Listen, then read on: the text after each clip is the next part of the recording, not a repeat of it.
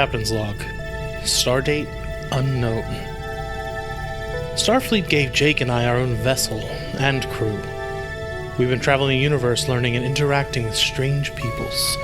But we recently entered a strange time anomaly. We've been displaced through time and met many different crews. A fellow named Kirk, another named Cisco, and someone named Janeway. But the one truth, the absolute certainty of all the timelines and universes? War fucks.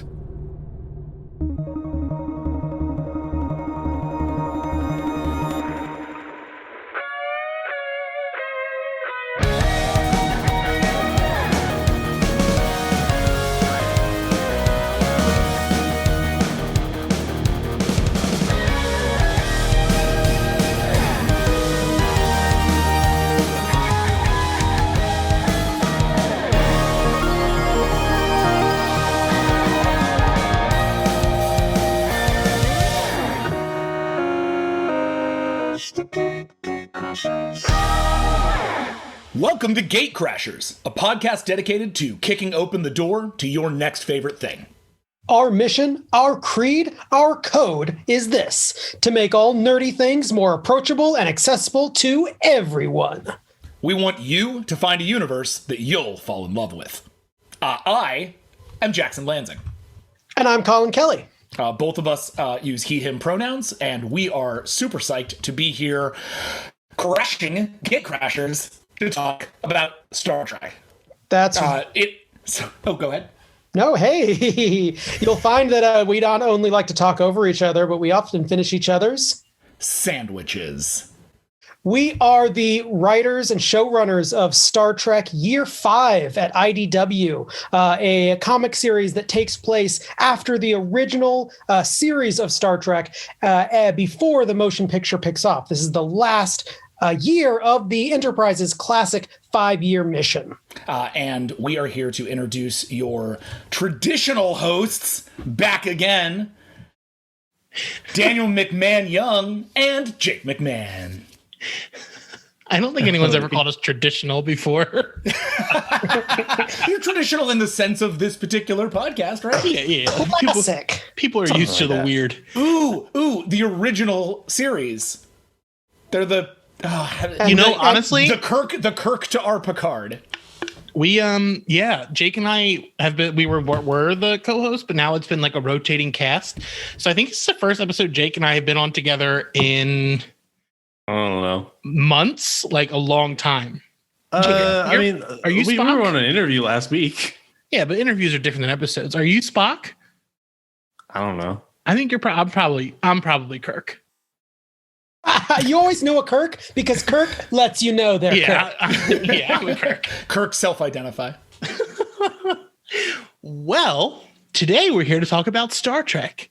Jake and I speak for both of us. We have never been Star Trek fans. We have consumed so much of it in the past 3 days. Bravo. Yeah, we watched all of Star Trek, everyone. Clap for us. Whole Clap thing. for us. We watched the original animated series. We watched. You didn't. We watched all of it. We consumed all of it. All of it. No, but you did watch a selection of excellent episodes that we provided for you as a crash course in all things Trek. And for that, we appreciate you. And let me be honest. When somebody says to Colin and I, hey, you tell us what Star Trek to watch if we want to get into Star Trek. We haven't seen anything, or we've only seen Star Trek 2009, and we've never seen anything else. Please tell us what to watch. Normally, I hand someone a list of like maybe 100 episodes of Star Trek. Like I have a viewing list that's like, here's all the good ones. All killer, no filler. Not that there's a lot of filler in Star Trek, but still, like all killer, no filler. Here's the stuff you really got to watch. When those same people come back to us and are like, you have 6 episodes. That was a fun thought process and challenge that could have taken us many years. And I want you to, I want to just pat us on the back for turning in a list at all, because how dare you make us pick our 6 favorite children out of the 100 billion that exist. That's what we do. We like to make people make hard choices. So, a quick back-of-the-box blurb for Star Trek. Star Trek is a long-running sci-fi franchise consisting of multiple TV series and films, primarily focusing on the various crews of the Starship Enterprise on its mission to explore strange new worlds, to seek out new life and new civilizations, to boldly go where no one has gone before. It's true. That is generally what it's about. Not always what it's about. Yeah, there's a lot of time travel. Didn't realize that. There is a lot of time travel. It's one of the reasons we use time travel so much in year 5. It was like it's a core part of Star Trek. They love time travel. It's a lot. It's a lot. So let's get a little bit of the history of Star Trek. In 1964, Gene Roddenberry drafted a proposal for a sci-fi TV series that would go on to become Star Trek. It would focus on the service members of Starfleet, a humanitarian and peacekeeping armada of the United Federation of Planets. Roddenberry decided that the protagonists would have altruistic values and would use these to solve conflicts. A lot of these conflicts would be allegories for contemporary cultural issues such as race, sexism, and class warfare. It was intended for the show to always have a progressive political agenda, and this has continued to be the case with the franchise to today.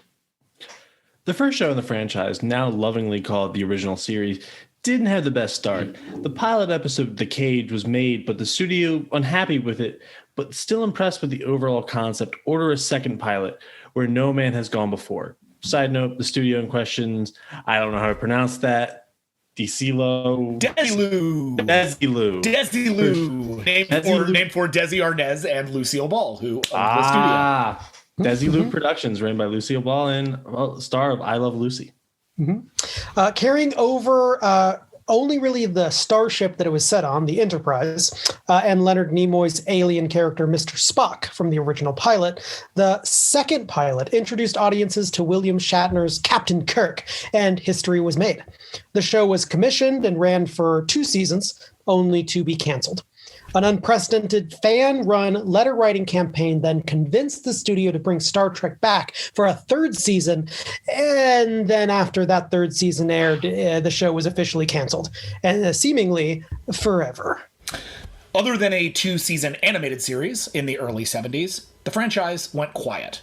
But then, the fans, showing their love of it much like before, started organizing conventions dedicated to Star Trek.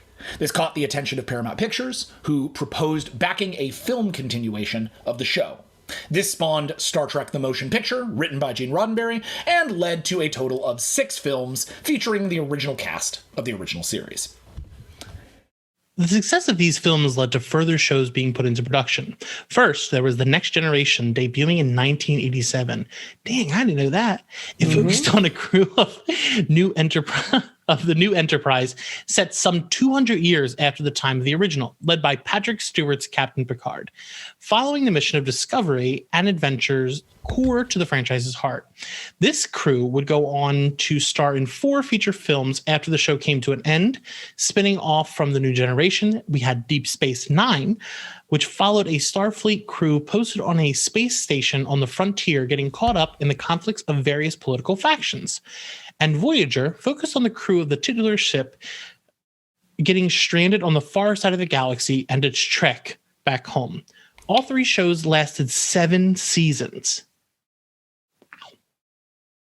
One final show aired after these, Enterprise, a prequel set 100 years before the original series, focusing on the newly introduced original Enterprise and its crew before the foundation of the Federation. After 4 seasons, it was canceled, and with a final film starring the Next Generation cast debuting at the same time, Star Trek went quiet once more. That was until 2009, when director J.J. Abrams brought his much more action-oriented sensibilities to the franchise. Focusing on an alternate reality version of the original series cast, the film, simply titled Star Trek, reinvigorated the series and introduced it to a whole new audience. This led to 2 more films with this cast, and a 4th currently in production. Star Trek also returned to the small screen by taking advantage of the new world of streaming. First, Discovery focused on the crew of the titular science vessel 10 years before the events of the original series, before, in its third season, transporting the crew 1,000 years into the future. Patrick Stewart returned to his iconic role of Captain Picard in the aptly named Star Trek Picard, and the franchise returned to animation for the first time since the 70s with Lower Decks, an adult comedy following the adventures of the low-ranking crew members of a starship, the USS Cerritos.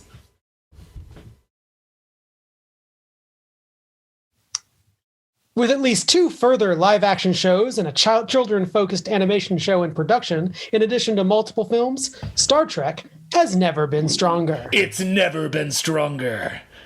It's fully operational. Star Trek cannot be stopped. I like that rundown because it definitely sounds like somebody really like. The person who wrote that loves Star Trek, and for that, I respect them 1,000,000%. That's how I want Star Trek to be introduced to anybody who gets to hear it. It is a monolith. It has 1,000,000 seasons. It is forever. Bow before Star Trek. Like, yes, agreed. Special shout out to Ethan, who wrote this for me, because I was like, hey, I don't have time to write a history, and I know how horny you are for Star Trek. So, Ethan, you are a horny legend. Hell yeah, Ethan. Live long and prosper, bud. Live long and prosper. Ethan, horny legend. So this is true. Yeah, we continuously had to put him in a box. So yeah, no. My favorite meme to send him is go to horny jail. Who's gonna like Star Trek? Who would you suggest Star Trek to? So this is actually where I think Star Trek has a real, really belongs on this show, because I think that a lot of franchises like to say that there's something for everyone, and very few large-scale franchises actually can achieve that. I think Marvel can. I think DC can as sort of a comic book and lit brand, and even as a movie brand now.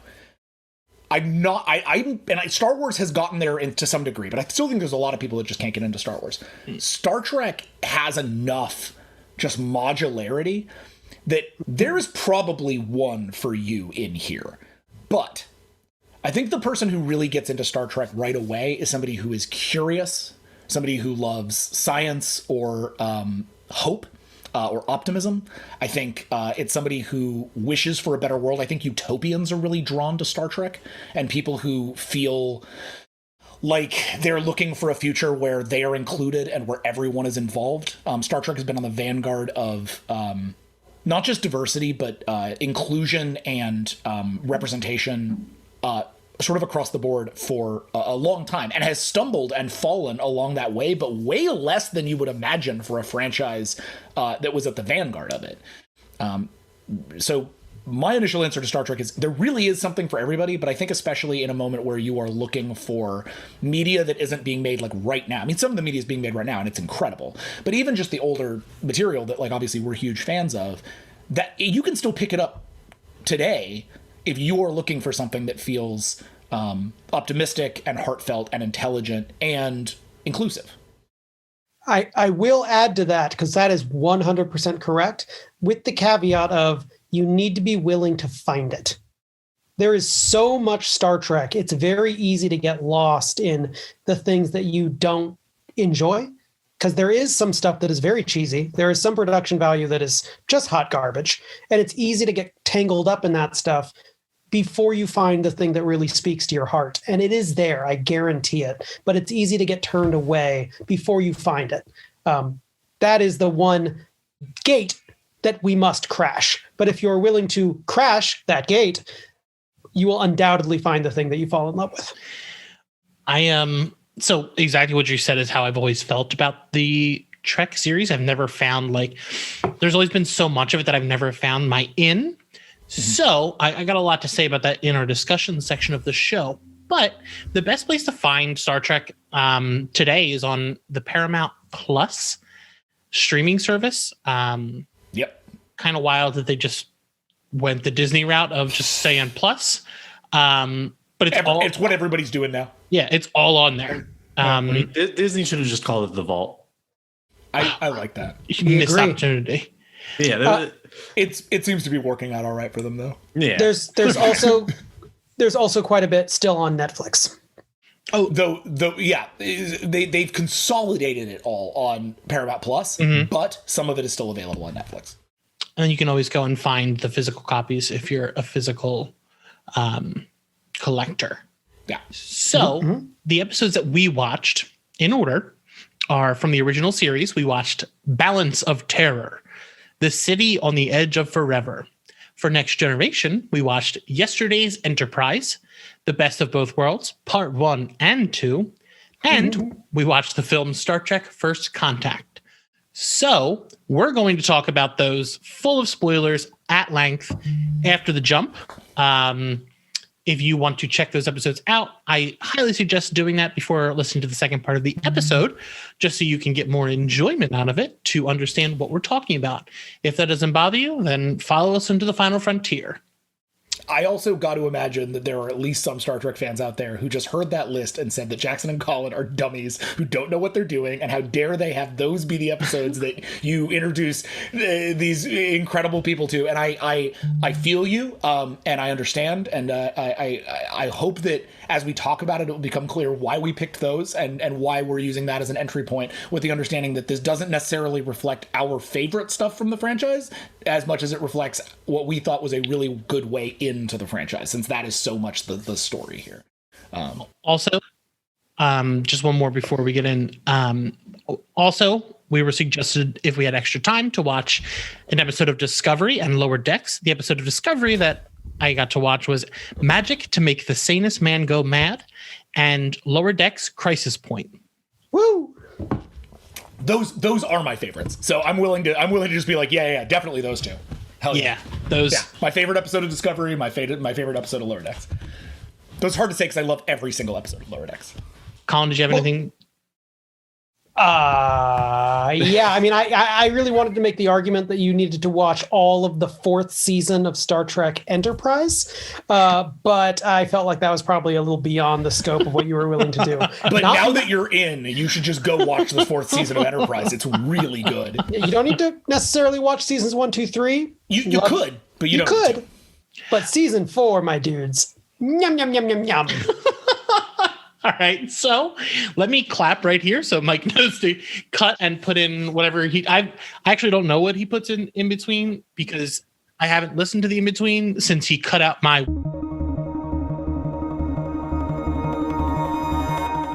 Star Trek, it is time for Star Trek. Let's go to space. Time force. There were originally lyrics to that opening theme song. There were. They cut them. It's probably for the best. Probably for the best.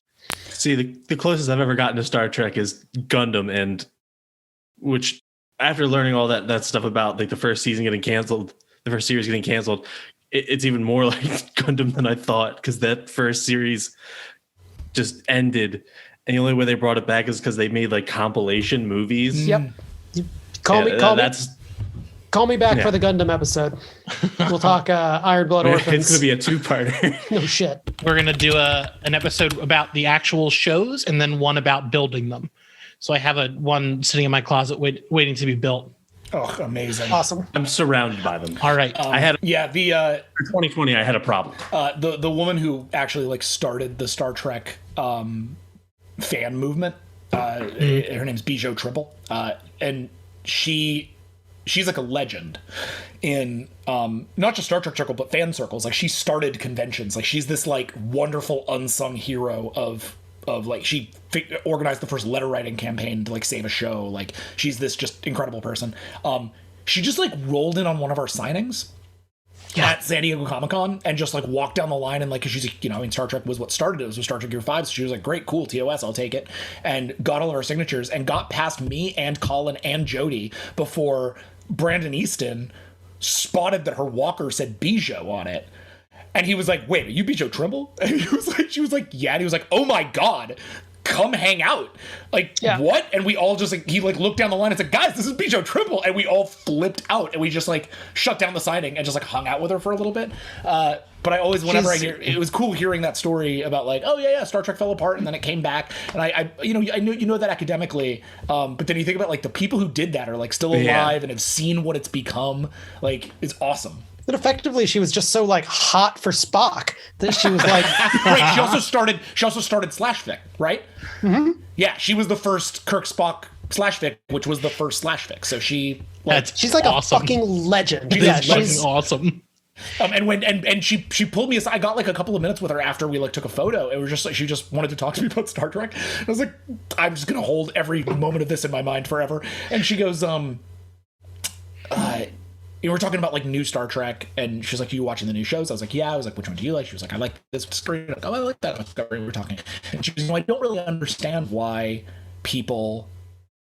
There's so many people in the Star Trek community who are mad about the new shows, or who like think that, you know, the movies weren't Star Trek, or like this isn't Star Trek, or that isn't Star Trek, and I can't figure it out, because like it's only becoming bigger and more impactful to the world and to people, and so it may not be your Star Trek, but that doesn't mean that it's not Star Trek. I'm so happy that like the next generation is going to have stuff that speaks to their issues and their problems, and it's so confounding. And I was like, I love you, be my grandmother, like, just like you're just like, that's what every Star Trek fan needs to hear after every once in a while there's like these little riots of, as you said, like, of people who just don't quite understand how to square the military science fiction that they thought they were watching with the utopian vision of a better tomorrow that they were actually watching, and then just general grumps who were like, it was better in my day, and then that's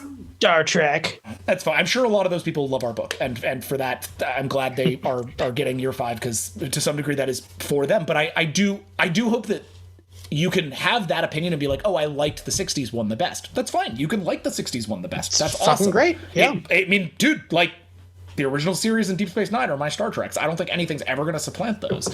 But that doesn't mean that Next Generation isn't golden. It doesn't mean I'm on record as not being a terribly large fan of Star Trek Voyager. But I still think that there's stuff about Star Trek Voyager that is really important, and that I'm really glad is in the franchise, and that is really good objectively. So, you know, it's important not to like throw the baby out with the bathwater. So, you know. Yeah. Anyway, here, this is all good B-roll for Sorry, you. yeah, we're just talking about Star Trek. You could just put it in the post-credit scene. Sorry. No, I think I actually wrote a note so Mike could make sure to get that stuff, because I think it's super important for people to kind of understand that this went away, but the people were so passionate about it and like positive about it that they brought it back. Yeah, we were just so passionate about that B-roll that we brought it back. Also, B-roll Joe Trimble. Full circle, boys. It's so B-roll Trimble. It's Boom, so boom, boom. cool that she's like still into it. That makes me so happy when like people like don't get like burned out on things. Like a lot of like the new Star Wars fans are like, oh, we can't get any of this. But like people like that always make me extremely happy. She rocks. Yeah. So,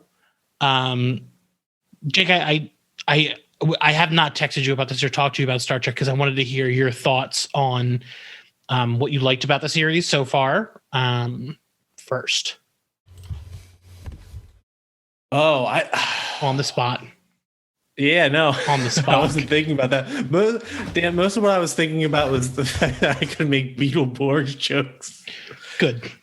Yeah. Look, there's no big bad jokes around here. Jake, who was your favorite captain? Let's start with something super controversial. I actually kind of liked Kirk a lot. I did not think that was going to be the way. Everyone talks Picard up so much, and I was like, I kind of like Kirk. Like he was like some of those like deep that stares. Charisma. He has a presence that was just like, wait, he's even walking different than everybody else. Like he kind of floats a little bit. I'm like, what? How? This man is just playing it up so well. I'm just like, this is amazing. My favorite thing about him is that the open shirt, like even when they go to the past, he finds a button shirt and he keeps it open. It's like, Kirk, you didn't have to do that. You could have blended in, but nope, you are. My man knows what he looks like. He knows what he's doing. I think what people don't realize about Shatner in that particular time period is that he was a movie star. Like, he was a get. Like, at the time, the idea that Star Trek could get William Shatner was like, whoa, like this new show is getting this like it wasn't not like a movie star. He was like a very big theater star. He had a huge theater. And he'd done some movies and he'd done some television, but like he was a solid get for them when they got him. So he did kind of come into that show like, yeah, I'm the experienced one. Like he could showboat because that was who he was at that time. Which gives you a sense of also like Spock, or Nimoy rather, was coming from a similar theater background and had a very similar kind of like perspective, except is, as we well know, is very cerebral and very like into the craft. And Shatner is much, let's say, louder about it. Yeah. So those two personalities clashed on set, which partially is why the original series has so much energy. Like those two, I always say, like, Shatner was counting his lines. Right. These two were at odds so often, but because of that, their kineticism between the two of them is just, it leaps off the screen.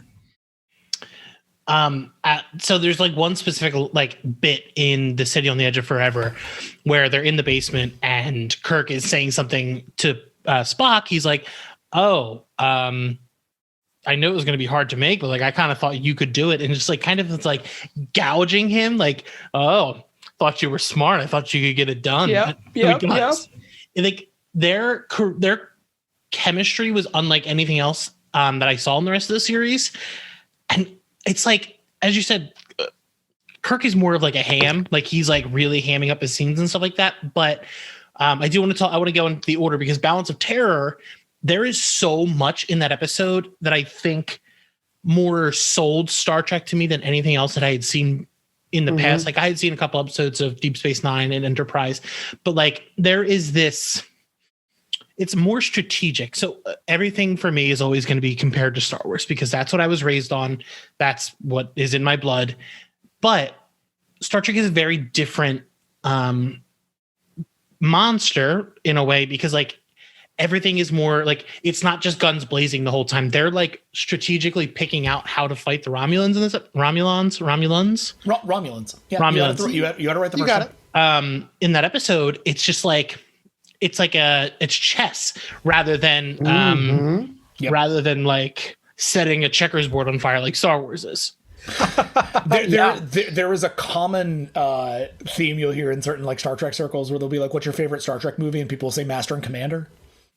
And like because that's how Star Trek when it's at its best in a combat space works. It's not pew pew space battles. It's careful NASA style and old school naval warfare strategies. Like that's how they have to think.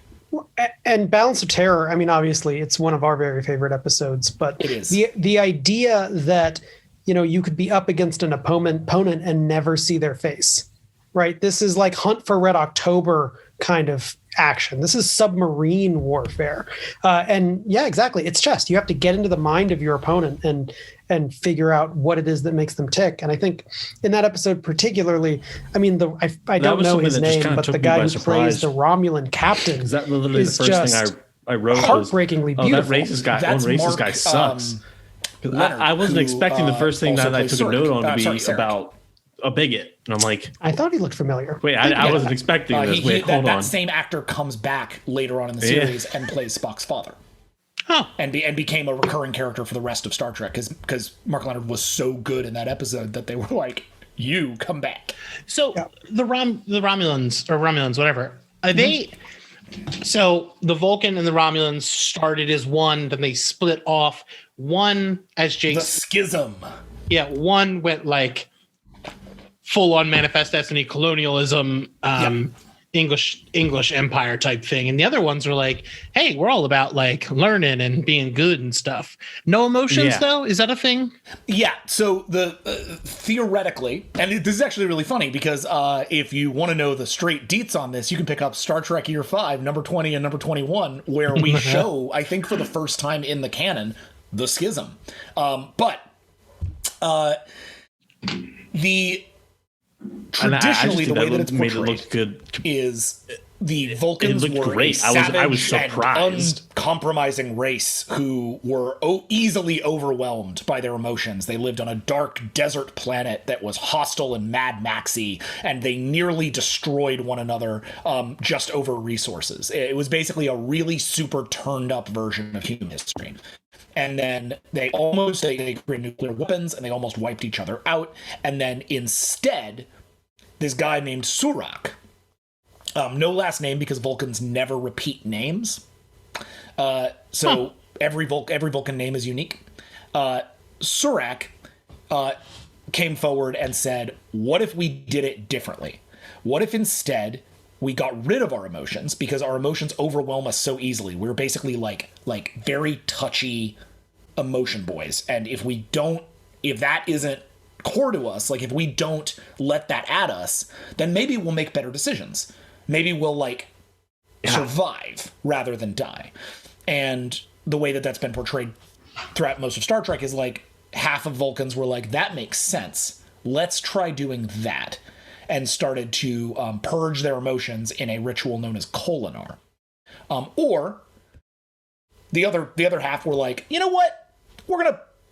We love our emotions and we love being angry, so we're gonna go conquer shit. Peace, and went and became the Romulan Star Empire. So the Vulcans sort of hung around and didn't conquer anywhere, had like a couple of colonies, but otherwise were just on their planet. And the Romulans conquered a whole section of space. And sort of set up there and laid wait for a couple hundred years. Which you can discover... 1,000 years, probably, actually. Which JJ essayed very interestingly in his 2009 movie. Oh, yeah, they were the bad... they were the baddies. Yep. I think I saw that one in theaters, actually. I can't recall most of it. But I really love that this episode opens on a wedding and closes on essentially what is a funeral. Isn't that so fucking good? It's lovely.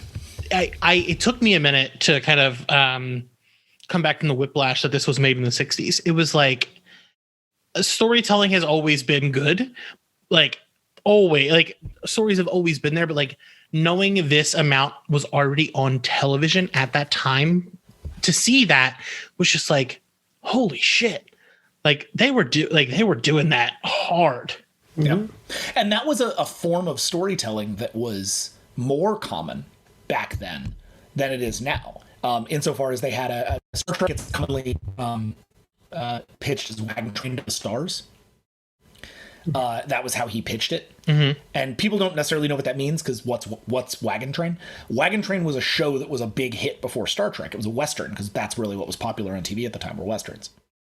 And it was a show about it was literally, think about the Enterprise, except it's a wagon train, right? It's a whole bunch of wagons heading west, and there's a guy who's leading it, who's the captain of the wagons, and he's got his like first mate who thinks things through, and there's the grouchy doctor, and there's the, and then every episode could either be an episode that was like hanging out at the front of the wagon train, or it was, with the crew dealing with whatever, there's a cattle stampede, whatever. I haven't watched a lot of Wagon Train, but that, they would be dealing with like the sort of problem ahead of the wagon. And then there'd be whole episodes that would just be about going back into the wagon because wagon 13 has a problem. And these characters with more power would get involved with the lives of people who are having it hard and would get to sort of see that, but also be bearing the responsibility for what that meant. And so there was this like responsibility and gravitas given to those kind of characters. And they put that right on Kirk. And I think Balance of Terror does a better job of showing the burden of that than most episodes, because it lets him have that sense of like, without the Romulan attack, it's just an episode about him getting involved in the lives of a couple of lower level crew members and having having a better understanding of his crew, you know? But then this, and of the relationship and dynamics and the hope and despair that exists there. But then there's this beautiful action suspense piece in the middle that lets it feel so much more. Well, and Dan, you mentioned kind of before we kick this off, it's an episode with a bigot. When the crew discovers that the Romulans look just like Vulcans, which is a surprise, there's a crewman who says, I blame Spock. Like, Spock, you're in on this. And that itself is a very specific kind of call out. They made that choice to show how Star Trek deals with bigotry, which is to effectively shut it down immediately, which is just a great kind of, a signal. It's just their way of very clearly letting everyone know where their values stand, which I also just think is really powerful. They don't need to waffle about it. They don't need to show both sides. It's like, nope, bigots, get out.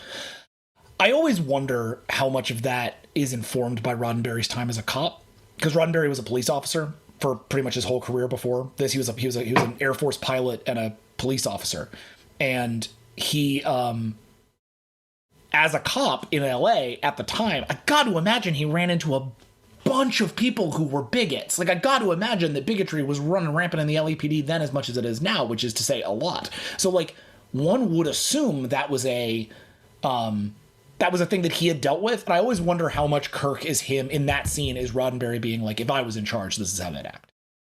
Or how much that was somebody he knew. Like, I can't ask him, but like, I'm always very curious how that scene was inspired by his police time, because I got to imagine that was like either warfare or policing. It feels so specific.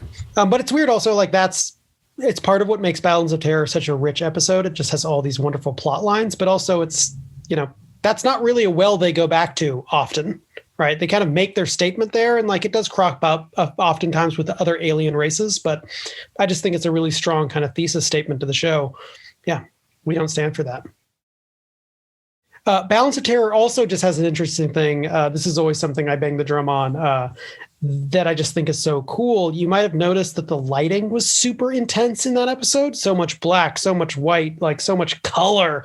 And partially that is because in those first seasons in particular, they could not guarantee that everyone had color televisions. So the show needed to be both colorful, so people got the most out of their money's worth with their color TVs, but also looked good in black and white. It's fucking gorgeous. I'd forgotten because, yep, it looks like that episode in particular is absolutely gorgeous. I would put it up against anything. And we're living in a very lucky time because they just did the re-releases. So again, if you're really interested in Star Trek, that's one of the cool things about Star Trek is that recently they have remastered all of Star Trek and all of Star Trek: The Next Generation. So it looks gorgeous. Like, it looks like the film, like it was shot on film, so it looks like film. It's wonderful. That blows my mind, because I something I was very specifically watching in the episode where it was specific lighting. There's one point where Kirk is sitting in his chair, like staring out, contemplating, but there's like a very, very straight line of light across his eyes. And I was like, oh, why that? But it makes sense, because like if it was in black and white, that is going to be so much more exaggerated than it would be if it's in color. Mm-hmm. Holy shit. Isn't that cool? Yeah. One of my lines is colors are so vibrant. Everything was like yellows and reds. And, they were pushing it. The other fun fact about that, because you'll also notice, like, why the fuck is there a pink light in this scene? It's because all of the sets were kind of boring, and especially they only had a few alien sets. So the only way to punch them up was be like, I don't know, let's fucking throw an orange light on this. They're like, this alien world is a blue. Yeah, that was their big thing, was changing the sky tone. They would shoot on a stage, and then they would just change the sky tone to orange. So that it was just easier to like be like, oh, that's another planet. Yeah, I was thinking about that for the for City on the Edge of Forever when they're on the other planet.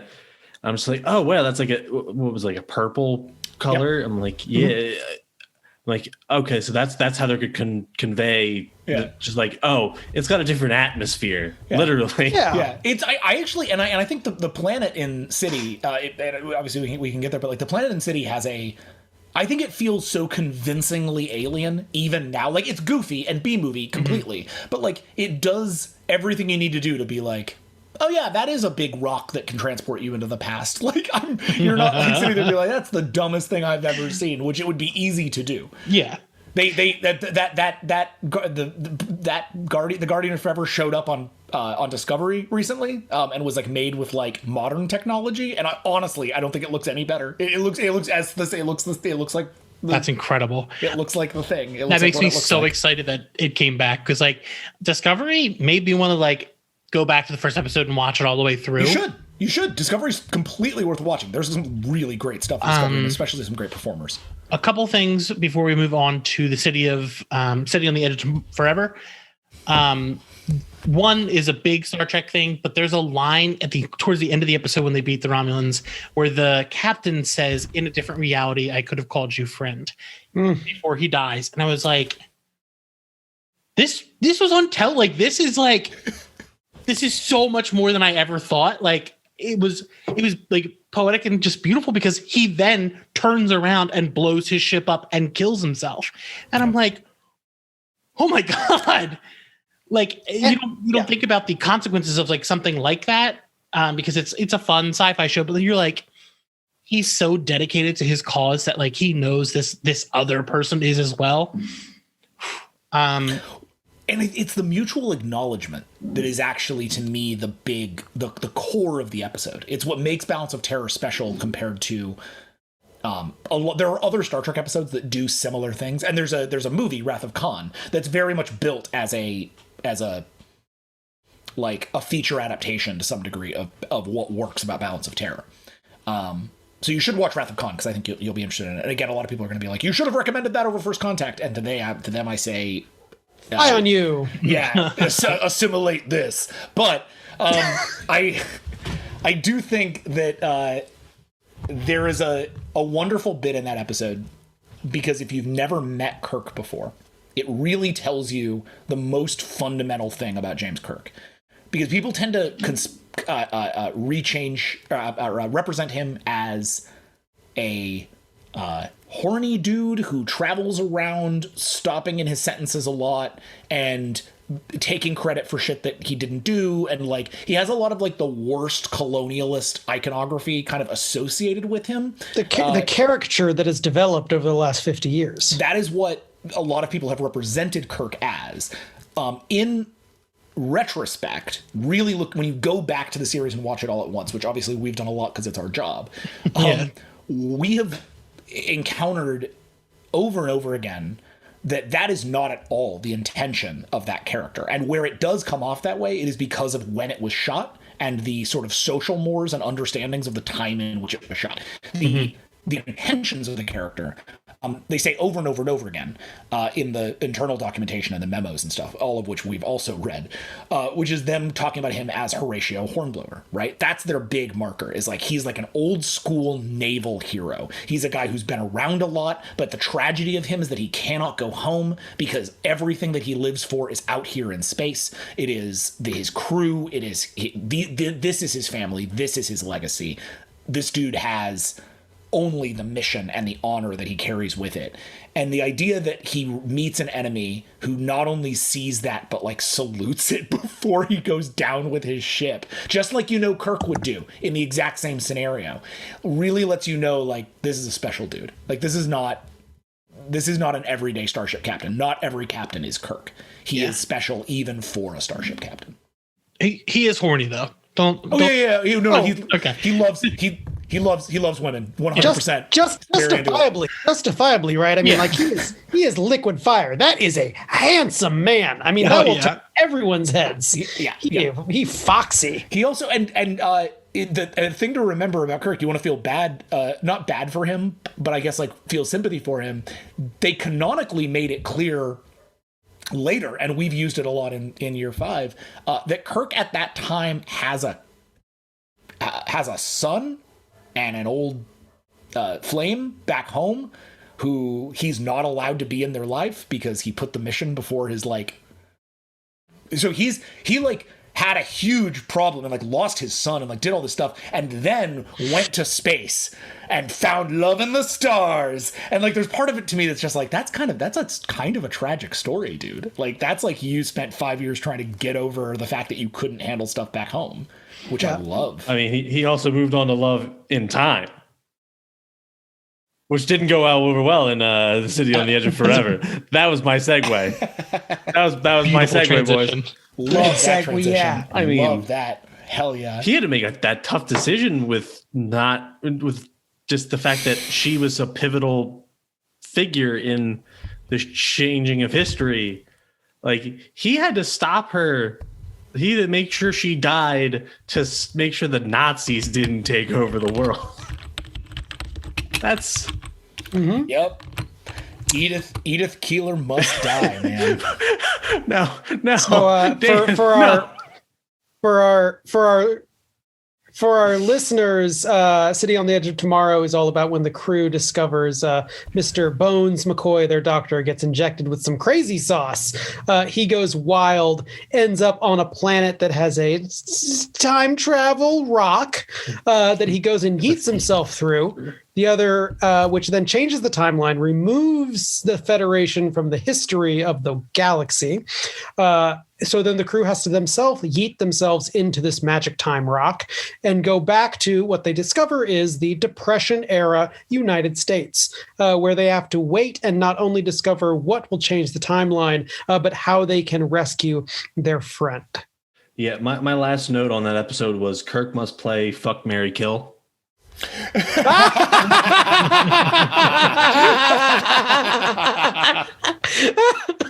Oh man, that's good juice. I've never heard it described that way, but I'm a big fan of that particular reading.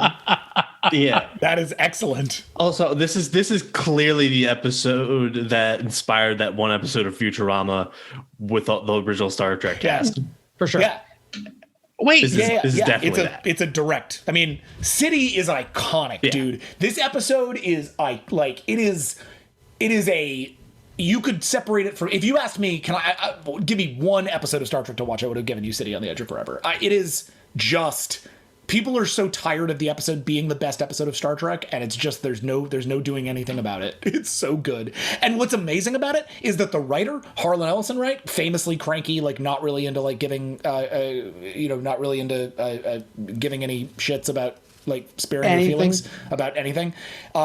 He famously was unhappy with the episode, which is remarkable considering it's like one of his towering achievements, right? But he was not a fan of it because small things got changed all along the way that by Roddenberry that like he didn't like that got adjusted. But you look at it now and it's just like, man, it works. It slaps. It's a great issue. It's a great issue. Great issue. Comics, can you tell? Yeah. Spock when Spock. I'm sitting on my couch by myself as I'm watching this, and when the police officer is trying to arrest them, and Spock gives them the Vulcan neck grab, neck pinch. Neck pinch. All like was like, oh, Spock says A cab, and that dude goes down.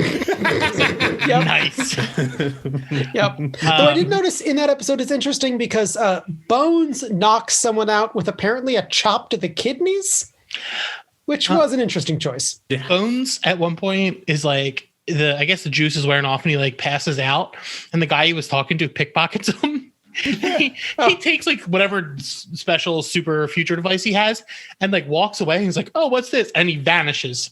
Yep. And I don't think they go back to that. He killed himself with a phaser. Yeah, he's gone. 100%. He disintegrated himself. I was like, okay, and they don't talk about it. They just move past what happened to that guy's future. Apparently didn't matter. Bummer. I am. He's the one who actually stopped the Nazis. No one's right. If he'd lived, Edith Keeler could have lived too. Yeah. Yeah. This could have gone out. Could have worked out. Kirk could have been happy. So before we get into Next Generation, I got it. Oh, I'm so sorry. Go ahead. No, go ahead. Before we leave off on that episode, though, we have to flag one of the most just beautiful lines in the universe on Trek, and I'll probably butcher it, but it's when Bones is talking to Kirk, and he says, like effectively in all the galaxy and all the stars, like there's only ever one of us. Don't destroy the one named Kirk. And it's just this wonderful beat that not only is just a great piece of, ideology, right? Because really, we're all Stardust. We're all unique in this world. We're all fucking special as hell. We're all effectively a miracle, not to get weird about this. But he points out to Kirk, like, don't let your heroism rob us of what you can be. And it speaks so cleanly to who the two of those men are. It just, Jack and I called back to it in year 5, but it's just a beautiful moment that still gives me chills even thinking about it. Is that in City? I thought it was in City. I guess it might be. It might be. I thought it was in Balance. Is it in Balance? It doesn't matter. It's in one of them. It's in Star Trek. Yeah, it's in Balance. Okay, my bad. But Still it's a good line. It's still one of the greatest lines of all time. Yeah. I thought I was going to like Next Generation more than I liked the original Star Trek. Did not. All right. Yep. Okay. Not at all. Next Generation was kind of hard for me to watch. I'll be honest, the things that kept me going and the things that might make me go back are Worf, because Worf fucks. Fucking goat, my love dude. him. And the character and actor who've appeared the most on Star Trek. Really? Period. He was in Deep Space Nine too, right? Yeah, he's the only one who's a regular on 2 series other than Picard. Well, other than the people who are now on Picard, but Picard has short seasons and is like early to the thing. Is Worf in that? Not yet, but if he's not in season 2, I'll eat my hat. Okay. I don't have any information about that. I bet he's in season 2. If I were making season 2, I would put Worf in it. And I don't remember her character's name, but Whoopi Goldberg was incredible. She was, and that's her finest hour too. That episode or those episodes. That episode is definitely the episode that's like Guinan fucking rocks in that episode. Yeah. So the episode's kind of confusing. So basically, the timelines diverged, and we were seeing an alternate version of the crew. If this one certain character like dies in a different way. Yeah, that was a weird way to start, you guys. If we had any way of not doing that, we would have, but we didn't have the room. Yes, what you're watching in Yesterday's Enterprise is a cold open that exists in a different universe. So you're watching a alternate timeline Next Gen, where then they're like, suddenly Guinan's like, this is wrong. Something's gone wrong and we need to fix it. And then, because one of the things that Star Trek Next Generation did was it had this character, Tasha Yar, who died in season 1. And so when she died, it was like a big thing in Star Trek. It's the first time that a Star Trek regular had died on the show. And so they really made a thing out of it. Like, okay, that's how Worf got promoted. Worf was basically a side character to Tasha Yar for the beginning of the series, and then it was kind of just like the Klingon on the bridge, and then they promoted him up when they changed up Tasha Yar. F for Tasha Yar in the chat. Yeah. Jake, she doesn't have a great death. What did you think of the first episode that we watched in Next Gen? Is it to me? Oh, I don't know. Yeah. What did you think? I'm normally asleep by this time.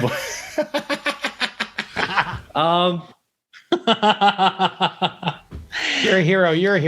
I try. I thought it was very interesting, especially because there was something very dynamic that shifted in like the actual physical atmosphere of the show. Like the first thing they changed is the lighting. And I'm like, it just got suddenly dark. And that's what originally threw me off at first. I'm like, wait, is that them on the other ship? Is this a alternate reality thing? Which it was, but it wasn't what I was expecting. I thought it was really interesting in the way they actually handled it, and they just kind of went with it. Mm-hmm. So the thing about Next Generation that bothers me is the way this is such a small detail that just pissed me off. Picard's seat is here, and then someone's seat is here, and someone's seat is here. And I'm like, how do you like spread out? Like if you're sitting there for hours, like there's too much. It's too much there. And I was like, what are you doing? Like, come on. Like, you're the captain. Like, it's okay to have a little bit of room, like, to spread. Like, I do think it is weird that Riker sits right next to him and that the ship's counselor sits right on the other side of him. It's like, man, none of us trust Captain Picard, apparently. Yeah. One of the things I noticed about him sitting, he's just sitting there, like, posing with his legs crossed and just, like, semi-relaxed. It's like, I got this. I can do this. Yeah. We're good. Well, and I think it's one of those interesting things that's like, obviously, you know, you have a lot of people who are like Team Kirk or Team Picard. But one of the neat things about Picard is that he's a thinking man's captain, right? He trusts his crew and he wants to gather all the information and then execute. Sometimes Kirk goes rogue, and that's great. We love that about Kirk. But Picard really does kind of sit in the center of this, in the center of the bridge, and it makes sense. He doesn't have the mobility, right? Kirk is able to swing around. He's able to cut and look at everyone in the eye, and Picard, is kind of stuck in one spot. Well, Picard, it's interesting to extend that metaphor a second, but like that is to some degree the difference between the way that Kirk and Picard run bridges, because Kirk runs the bridge like a CEO. He sort of moves, or I guess CEOs have management styles. He has a management style that is effectively him bolting around and being like, you, what do you think? What do you think? What do you think? Synthesize, do it. To some degree, Picard is like a moral arbiter. He's spending a lot of the time trying to figure out the right thing to do from like a larger scale, like diplomatic, and like, I don't know, like moralist perspective. I think Picard actually tends to not go rogue the more, but like he gets more like upset from the chair and like gets indignant. Like there's some of that like Shakespearean actor thing kind of comes out in Captain Picard a little bit. And I think it's like he gets to be a little more coiled because he gets to, come out with it. It's like he's a moralist. It's like Kirk is just trying to get his people fucking home and alive without having a galactic incident. No, I mean, he is. Kirk is a poet at heart. But I feel like, I don't know. I feel like Picard he wrestles with the, I don't know, larger concepts behind what needs to happen. Kirk is an explorer where Picard is actually trying to like build something. Yeah, like great point. There's kind of a difference in objective too. He's a diplomat. He's a diplomat versus an explorer. Yeah. Let's get into the best of both worlds a little bit. I posted my actual notes from First Contact in our document just because I want everyone to see what I was thinking about during this film. But let's talk about the Borg. Do they have more than one ship? Is it just one big Lego block? Like what's the they have multiple ships, but they normally don't need more than one. Yeah, because they fucked shit up. They fuck shit up, my dudes. Yeah, they're pretty powerful. The Borg are introduced to Star Trek in an episode. So there's a character called Q. If we'd started you with another episode of Star Trek Next Generation, we probably would have started you with a Q episode. Q's going to be a big part of Picard season 2. Q is a intergalactic god figure who just like roll in and to fuck with Picard. He likes to just be like, you're a sombrero now. Your ship is a Sherwood Forest, and you're Robin Hood. Whatever. Like he's just like a chaos agent who just rolls in and like does whatever he wants whenever the show wanted to like fuck around. Yeah, sorry, we didn't give you that episode. I know. Outfits. Oh yeah. Q's a blast. John Delancey as Q is iconic. He's wonderful. He's if there was a Q episode that was just like, oh, like that's the one I would start them on that would also teach them a bunch about Star Trek, I would have. But Yesterday's Enterprise is iconic and it has like good drama and good lighting. So I was like, I'll give you that. But Q has I was going somewhere with this. Shoot. Introduces the Borg. Oh, yeah. He rolls in and just kind of as a prank is like, hey, Starfleet, you're super on your shit. You think you got it all under lock? Great. I'm going to open up a portal to the Beta Quadrant, and I'm going to just like grab these aliens from over there, or like the Delta Quadrant, I think actually. Like I'm going to grab these aliens from over there. I'm going to throw them at you, and you are not at all prepared to handle them. They are just like way more powerful than you. They're like, on the Kardashev scale, they're like one level up. You're screwed. Enjoy. And basically for the rest of time, Star Trek is dealing with the fact that they are, like Starfleet and really everyone in the Alpha Quadrant is dealing with the fact that they are fundamentally outmatched by the Borg. The Borg are they're just better. They're well advanced from us, and seemingly able to just wipe us out And pretty fucking easily. and iconic, right? Like Yeah. y'all felt it, right? You Yeah, met these yeah. villains and you were like, oh my god, they're cyborg zombies, unstoppable cyborg zombies. Constantly Which learning. at the time was, yeah. That's Which at the time was like especially cool. Oh yeah, don't you love how like you shoot them and they like, there's just like the plate comes up and it's like, nah. Yeah, they just get They keep adapt. cycling through different frequencies just to even get through it. I was like, Yeah. oh wow. The Borg are also cool because it feels like that person sitting in the back of the episodes being like, well, if the ship can do this, then the ship can do that. Why isn't the crew? It's like, yeah, the Borg know. They changed their fucking like their armor works differently. Like, yeah, their fucking frequencies are mixing it up. What do you got now, nerd? It's like, fuck. And honestly, like most of Next Generation and then effectively all of Voyager deals with how the fuck are we going to deal with we've created a villain so powerful, we don't know how to undo it. Yeah, they pretty much ignore them on Deep Space Nine, except insofar as they relate to the Romulans, which is cool. And then they have because Deep Space Nine kind of gets into like all the world building and the more like sort of deep lore stuff, and introduces another villain that is in some ways more thematically appropriate to the Federation than the Borg. But when the Borg do show back up in Voyager, they take over the show. It's like season 4 through 7 of Voyager is just like, oh yeah, the Borg are here, which had never happened on a Star Trek show before. I guess it's short of the villain they introduced on DS9. So, damn, that's so much. Now I got to go watch this Q guy because like We distracted you with Don Delancey. I mean, you're never look. wrong with that boy. what was I? What? Shit. So when? All right, and this might be a me jumping on a grenade. When were the Klingons introduced? Like when are they the big bad? In TOS, Kirk's nemesis are the Klingons. He does not like them at all. They're introduced as a colonial power in an episode called Errand of Mercy. They're introduced in an episode called Errand of Mercy, which involves basically them showing up onto a planet and conquering a planet, and Kirk rolls in to be like, don't. And the Klingons laugh at him. And Kirk's like, no, seriously, don't. And they're like, ha ha ha ha ha. And Kirk's like, look, our people have known each other forever. I know you guys are like conquering Mongols. I don't really know what to do. I'm just going to start. I'm going to organize a resistance among the people of this world. And the people of the world are like, no, we're good. Let us get conquered. And Kirk's like, no. And he's like, no, like, don't let us get conquered. He's like, no, I will not. I have a problem with this. And he and this Klingon general go head to head. And at the end of the episode, they almost go to war. They almost like go into like a shooting war between the Federation and the Klingons. And the people of the planet are like, psych, we're gods. And the Klingons and the humans are like, what? And they go, yeah, hi, you're on Organia. We're the Organians. We have ascended to energy godhood. And we currently have like 1 million nuclear blasts targeted at both of your homeworlds. You are going to sign a peace treaty now in front of us. You're going to sign it. And then you're going to behave. And if you go to war, we'll kill you all.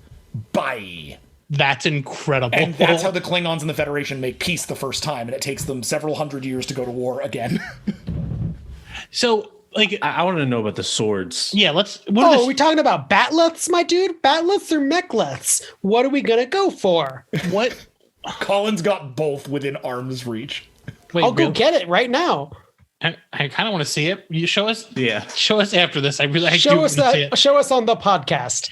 it. Yeah, show us. Yeah. Show us. This is good tape, everyone. This is good tape. Colin played a Klingon in my Star Trek role-playing game for several years, and as a result, now has a lot of Klingon blades. Yeah, but right, isn't that amazing? That's one of the greatest things about the Klingons is everyone else is rolling around with phasers and light rays and all sorts of bullshit, and the Klingons show up. It's like we got swords, and the cool thing is, it freaks everyone out. Right? It's like you're. Yeah, why didn't Worf just use one of those on the Borgs? Mm-hmm. So I mean, he does eventually just like hit one with the back of a rifle. all right, hold on. Let's talk about that because let's talk about Star Trek First Contact because at one point all these fuckers put on these like super secure spacesuits. Like if you break the spacesuit, you break the seal, you're in space, you die. Motherfucking Worf is got a like a what kind of sword is it? It's like the little blade. Is there a Mek'leth? It's either a Mek'leth or it's a Dictog. Right. Is it a dagger? Yeah, it's like a dagger. Yeah, It's a Dictog. Dictog. He pulls that shit out from the back of his shirt and he's like, "Let's go!" And he slices off the Borg's hand. It's a tourniquet. Hurts his suit, but then takes the severed hand of the Borg and ties it around his suit. And I'm like, what? Fucking legend. Fucking legend. Just an absolute unit. Just the best dude. Best. He's the best. He brought a sword out into space. All the Borg are like high tech. He's like, no, not with me. I'm just assimilate this. Like the thing about First Contact is that it is absolutely a goofy action movie from exactly its period, but it also demonstrates the best stuff about the Next Generation cast. They all get great moments. Yeah. Data is just killing it in that movie. Picard gets to go dark and weird. Like everybody gets Marina Sirtis as Troy. That's the best she ever is. I seriously think that scene where she gets drunk. You know, I can't talk about time. We don't have the time to talk about time is just the best. It's maybe the best she's ever been on film. She is wonderful in that scene. And I love Marina Sirtis, but like that movie rocks for like the cast. I think they just get great performances. That line, the assimilate this, like as soon as my note for this is Worf brought a sword into space. Worf tied his broken suit with a severed Borg hand. Assimilate this. Worf fucks. Agreed. I love that you've said Worf fucks like several times at this point because with the episodes we didn't show you are DS9 where there are like that's an entire season is how does Worf fuck? How often does Worf fuck? Who does Worf fuck? And it turns out many, often, and it's rad. Well, there's also conversations about Data fucking. Yeah. Let's talk about Data. Robot. He says it's been 8 years. He counts as a minute. Yeah, Data has several relationships over the course of Star Trek the original or Star Trek Next Generation. Wild. I mean, right? I mean, if you're a woman of the future, like, wouldn't you be interested? I mean, like, he was also the most popular character. Like, Data and Picard and Worf are the three like big mainstay step outs of Star Trek: The Next Generation. Similar to the and people really dug them. Yeah. Similar to the Spock fans.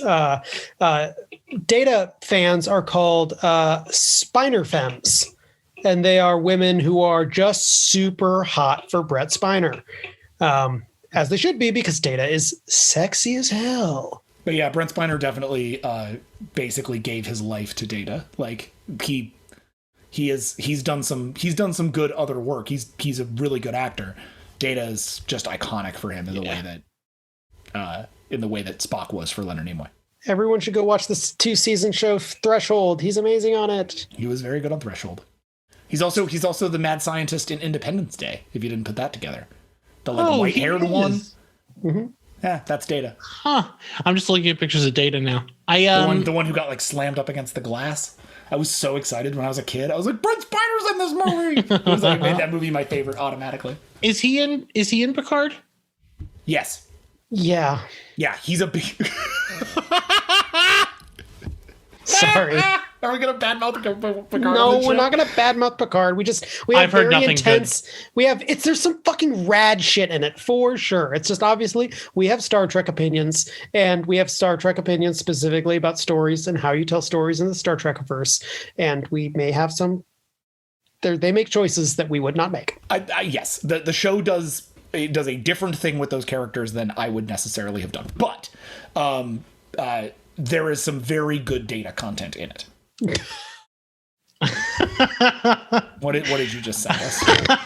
Oh, no. I thought he was laughing at me, and I was like, no. This is so cursed. That is a cursed image, my friend. That is a Data toy tangled up in Japanese shiburi dominatrix submission rope. Wow. That's wow. Ironically, wouldn't work. His body is robot body. Yeah, right. He doesn't work by your human standards. Yeah, you can't tie that up. You can't tie up Data. That boy is strong. It's just It's just too much man. I just wonder why you had that image readily on hand. I googled Data because I was like, is he ever like? Well, like I wanted to like see him because how many images does it take you to get to that? This is definitely an after hours episode of the show. How many images, Dan, did that take you to get to? The problem is, what are you searching on your computer that would pop up so readily? It wasn't that long. I didn't have to scroll that far down. Yeah, I know. Well, how? What are you looking at on this computer? Data Star Trek that comes up so. And I scrolled down a little bit, Dan. and it was there. It's not even. But not that even page gives you 2. Yeah, that gives you a sense. Dan, clear your cookies in your browser history. That gives you a sense. Now you know of exactly how horny people were for Data. Yep. What was there was one other thing I wanted to bring up about Next Generation, and it was the. I actually don't know the real name. Reading Rainbow? The Dreamatorium. What do they call the it? holodeck. Yeah, the holodeck. Dreamatorium. Oh my god. Yeah, the holodeck. Hell yes. Is that just like VR? They just hang out there sometimes? Yeah, so it was introduced in Next Generation because Next Gen had to make some jumps where they were like, okay, so we're like we're almost 100 years 100. forward of 100 because Bones is still alive. They jump like what? Yeah, Bones is in the premiere of Star Trek: The Next Generation. He like walks down they put him in old man makeup and he like walks down the corridor with Picard for like a scene. Wow. Yeah. But he's a doctor. Exactly. But the idea was that and I mean, eventually Spock shows up. There's like a whole run with Spock on Next Generation. Scotty shows up for a great episode. There's a great Scotty episode where he gives Geordi the best piece of advice that I've ever gotten as a human. Like I like took it from the show and was like, I'm just going to use that forever. Where he's like, this is mine now. Yeah, he goes. This is a tangent, but whatever. You can cut it if it's bad. He goes, hey. He's talking to Geordi, and Geordi, has to like. Who is the engineer of the Enterprise? Yeah, and he's like, "Hey, Geordi LaForge, I was just listening to you talk to those guys." He overhears Geordi talking to the bridge, and the bridge is like, "When's that going to be done, Geordi?" And he's, "When are you going to realign the plasma manifolds?" And Geordi's like, "Oh, I mean, realistically, I could probably get it done in like 6 hours if I task like all my teams." And he's like, "Get it done," and he puts it down, and Scotty goes, "Did you just tell him you could get it done in 6 hours if you tasked all your teams?" He's like, "Yeah." And he's like, "So you were just honest with him?" And he's like, "Yeah." And he's like, "Kid, they don't call you a miracle worker if you just do what you said you're going to do." All he really needed to do was look in a book. Yeah, it's true. It's wow. That's a really good. And he goes, tell him that it can't be done before tomorrow without a miracle. And then do it in 6 hours, like you were gonna, and then they'll think you did a miracle. And Geordi's like, huh? And it like totally changed it. It's like how Scotty used to act, so they like folded it into the show. And ever since then, it's just been like, oh, that's my. I mean, look. So take that lesson. Scotty is every freelancer who's ever worked. Take it to heart, everybody. Yeah. Overestimate and then perform to impress. Yeah. Honestly, I looked up what Scotty looked like in Next Generation, and I don't know why, but he is the only Star Trek character in the Next Generation that I just remember. Like, I just know this look. Oh, yeah. Because it's the bar. That's how I remember it. James Doonan, just an absolute performance. James Doonan, A plus, like spirit of the show in a lot of ways. He's like sitting at the bar and Data's pouring him a drink. It's just like an image I remember in my head for some reason. Oh, nice. I love that episode. But I love Jim Doohan. We received some, I think, very due flack for we made a crack about James Doohan because the James Doohan just gains weight as he gets older, and we made a crack with Spock in year 5 because we knew that was coming. That Spock was like, I've noticed that you've gained X amount of weight or whatever, and people thought we were like being like that, we were like fat shaming him or something, which we were not doing. We were just talking about aging, and there was some people that were like, hands off James Doohan, and I was like, you know what, honestly, like fair. Our bad. We were not trying. I'm not trying to make fun of James Doohan little bit. Honestly, yeah, if there's one line we could change in this fucking 24 issues of comics, it's that one. The idea that anyone is like, you disrespected him. It's like, fuck. Yeah. I love him. That's not at all what we meant. Like, not at all. So yeah, but I always look back at that. I'm like, sorry, Scotty Stans. Yeah, sorry, Scotty. But yeah, that's all. I mean, Discovery and Lower Decks are awesome. I really, really enjoyed them. But I think that's all that. Jake, do you have any other major notes you wanted to talk about Star Trek? No, I made my reading rainbow joke. Yeah. Yeah. Good. You got your one in. There you go. You got it. Proud of you. No, but I mean, we really appreciate you guys taking the dive in to like follow us on this little journey and following our, on our little reading list. It's brave for you to walk up, knock on our door, and then say, "Hey, give us the good Trek." Like, it's effectively like we could have really done a number on y'all. Yeah, you could give us bad. You could we could have. Yeah, man. All season 3 Enterprise episodes. What I would love to do is I would love to follow up by just letting you guys know that based on what you've said about what you like about Star Trek, I cannot help but imagine that you will like Deep Space Nine. So you, like all Star Trek fans, I'm going to just put out there. Star Trek Deep Space Nine is often considered the like ugly stepchild of the Star Trek universe. It's not an Enterprise. It's not a ship show. It functions really differently. It's just the flippin' best. It's so good. It's such a great show. And it has great Worf stuff. It has all brand new, interesting characters. It really engages with, like, Next Generation introduces a bunch of political stuff, and then it actually engages with all of it. And the best part is, in the very first episode, it puts Picard and Sisko in the same room. Because Sisko, the commander of Deep Space Nine, his wife dies at Wolf 359. He's at Wolf 359, like on one of those ships that gets exploded, and his wife is killed. So in the first episode, Sisko sits across the table from Picard and is like, "I hate you. Like, you killed my wife. So don't think about fucking telling me how to be a captain. Like, shape up, get off my station." Like, and that's how they intro Deep Space Nine, is somebody who rolls in and is like, "Oh, you don't like Picard? Cool, neither does Sisko." Damn, I think I'm really gonna like that show then. It's like all Trek. The first season takes a little bit to spin up, and Worf doesn't show up until the second season. But effectively, third, I know, right? It takes Deep Space Nine takes a while to get super going, but like it's all good. It's all good stuff. Yeah, it's all fucking good. It's definitely Jack and I's favorite Trek. And like by the time it's firing on all cylinders, I mean, you cannot stop watching it. It's a wonderful show. I think this is going to be the one I watch. You should. Because like a Worf, first off, but the fact that it opens where someone is like telling the titular character of the modern the only one who has a show that's named after them. He's like, "Nah, fuck you, dude." That's incredible. At a time that the show was still airing. Deep Space Nine starts in Star Trek Next Generation season 5, I think.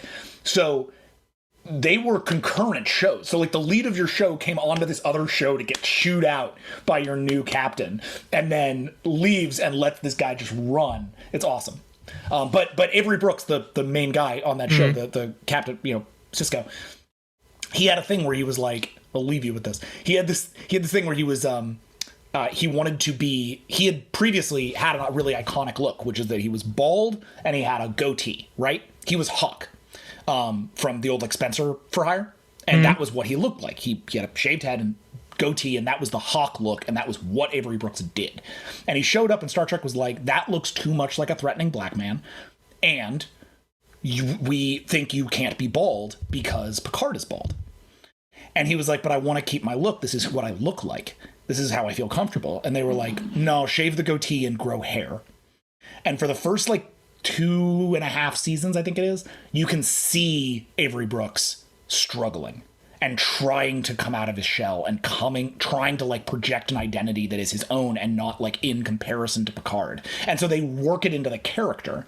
And then finally in season 3, he gets the network, or he just does it. I'm not sure what happened. At some point, he just broke through the censorship and was like, "Nah, fuck it. I have a goatee now and I'm shaving my head." And it's like his performance lights on fire. And is just a like it's already great, but it's like once he's able to level into himself and just be like, oh, I'm fully comfortably myself on this show and I can like own it. It's a total ball game. So I think it also taught a lot of people like to put your cast members into these boxes because of especially on Star Trek. It's like the last place somebody should be put in a box based on what they look like or who they would remind you of or whatever. Like that's not what Star Trek is about. And I think it's really fun that Next Generation it's unfortunate the Star Trek Deep Space Nine made that stumble, and then when it corrected you can really see how much of a stumble it was and how good it gets after that. All right, I guess that's the one I want to watch. Fucking do it, man. All right, so where can people find your Star Trek book? Anywhere comic books are sold. Star Trek Year 5 is available at your local comic shop. Issue 20 is out now. Issue 21 will be out soon. And then we are into the finale with Star Trek Year 5, 22 through 24, which is our only 3-part episode where we're just going through and we're wrapping everything up. And then there's a 25th issue that's coming out written by the whole crew. So we write it like a TV show, right? So there's a bunch of different writers. Everybody's coming back to do 4 pages. So Colin's doing 4 pages. I'm doing 4 pages. Jody Hauser's doing 4 pages. Brandon Easton, Jim McCann, Paul Cornell. Like everybody came back to do 4. And it's a beautiful wrap up. I'm really proud of it. So that's what's up. I believe the first 2 trades are out. First 3 trades are out, so you can get the first 3 quarters of the series. We highly recommend it. The trades are just beautiful. Actually, IDW did a smashing job. I believe it's also available digitally, but do yourself a favor and go get those hard copies because yum, yum, yum, yum. 100% worthwhile. Buy them books, people. You also have another book out or is coming out or was out last year. It's out. Dark One is out? Dark One is out. Dark One is, we did a pre-order release last year because of 2020. It was supposed to be out last year, but 2020. So we held it for May, and it is now out. It is out nationwide. You can get it at your local bookseller. If you use Amazon, which who am I to judge? You can get your book on Amazon. You just got to wait a couple of weeks. It'll be out, I think, next week on Amazon. But it's available for pre-order right now. We were number 6 fantasy graphic novel on Amazon there for a hot second, but the stoner coloring books kept us at bay. And now But the book hasn't even come out yet, so I have high hopes. But that is a 200-page original graphic novel based on a concept by Brandon Sanderson that we were able to execute with Nathan Gooden. It is we like to call it Sympathy for Sauron. So if you've ever wondered what it was like to discover that you yourself were the great evil of a world, hey, jump on in. The Dark One, Just Dark One by Vault Comics. Is there any other projects you want to plug really quick, or everything else is a secret? No, that's actually not true. We have an interesting thing that anybody out there might be who likes conversation and likes hanging out with their friends, and you're listening to a podcast where people talk about Star Trek. So clearly that must be at least part of your thing. We are doing a Kickstarter right now for a project, a really cool experiment that we did with some friends at this larger company called Darkburn. They're opening a thing called Dark Arcade Theater, where you and your friends can get on a Zoom and effectively go through an interactive theater experience together. Eventually, we're going to do it as an in-person thing, but that would be limited to Los Angeles. The nice thing about this Zoom thing is that you can do it with anyone, anywhere. As long as you can get 6 people together, you can experience a theatrical sort of experience together where there's elements of live action role play. So if you're a D&D fan, that's a way in. But there's also just sort of a passive podcast experience. So if you like listening to podcasts, that's part of it too. It seems to really work for just about anyone. We've had a blast doing it. It's called Savage Hall, and you can check it out on Kickstarter. If you hit our socials or look up Dark Arcade Theater, that is in the middle of its Kickstarter run right now, which we're just using to sell tickets. It's basically already financed. It's done. We finished it. It's just now we're selling tickets out through Kickstarter. So if you're interested in checking this thing out, I really recommend pulling 5 of your friends together and just booking a night, because it's a blast, and we had a really fun time working on it. So Savage Hall. Yeah, it's super interesting. We'll make sure we put that out next week. You can find us at gatecrashers.fan or on Twitter at gatecrasherspod. Bye.